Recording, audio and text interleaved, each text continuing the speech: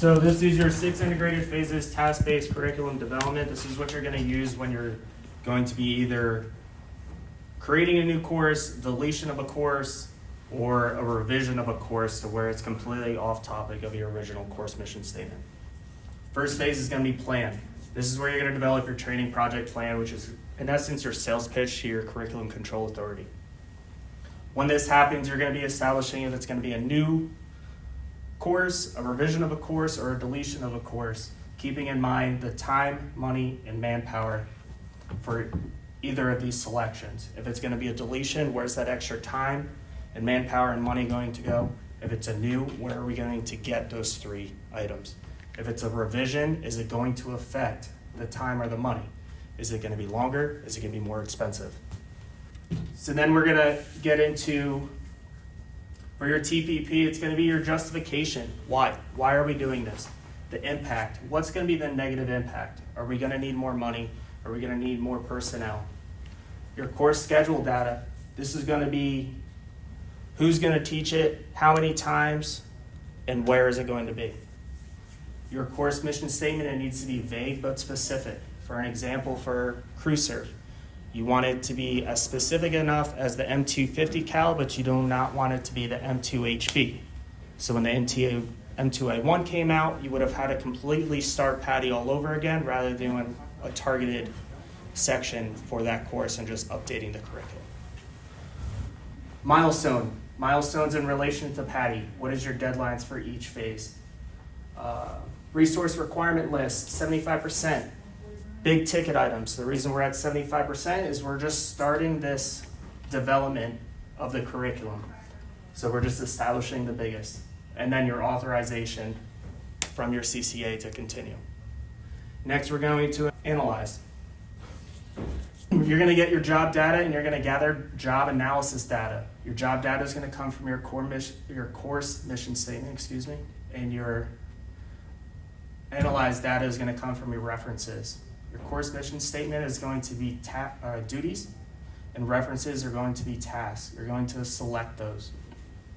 You will then sort, and then you're going to check for completeness and continuity. The biggest thing here is if it's not checked thoroughly for your course training task list, if something is left gap, it's going to be discovered at a further phase, and you're going to have to come back and reassign or reselect a duty or a task. On your CTTL, you're going to have your line item, your reference number. Is that specific item a duty or a task, or is it a knowledge or skill? Next, you go into design phase. This is where you're going to be creating your enabling objectives and your terminal objectives. Enabling objectives are going to be coming from your references. Terminal objectives are going to be coming from your duty, aka your course mission statement. Then you're going to create your course outline of instruction, your COI.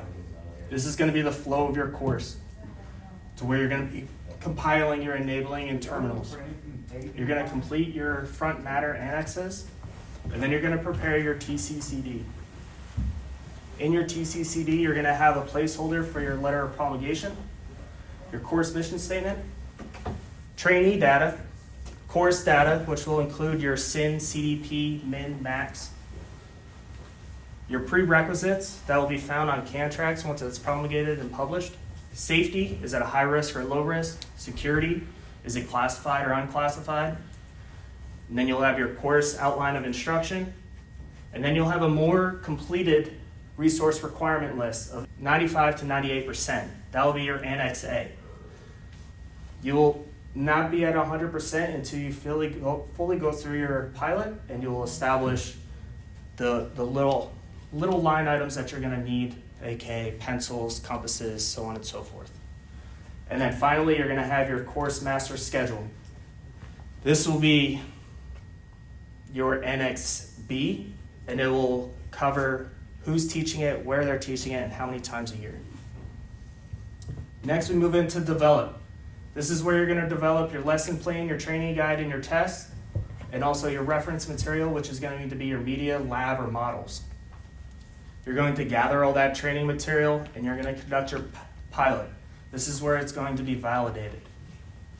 Then you will complete a pilot course monitoring report with SMEs and non-SMEs to make sure the information is being put out at both levels of knowledge, precursor to the course beginning. Then you'll move into implement. Your curriculum control authority will approve it. You'll receive your letter of promulgation, and it'll be sent to the functional commander, which is your N7. And then finally, you'll go into evaluate, where your internal is going to be field training exercises, critiques, or a formal course review. And external is you're going to be your fleet requirements and deployed units. You will always stay in the evaluated phase because we're always doing critiques, we're always doing FTXs, and an FCR is scheduled for 1, 2, or 3 years. Questions?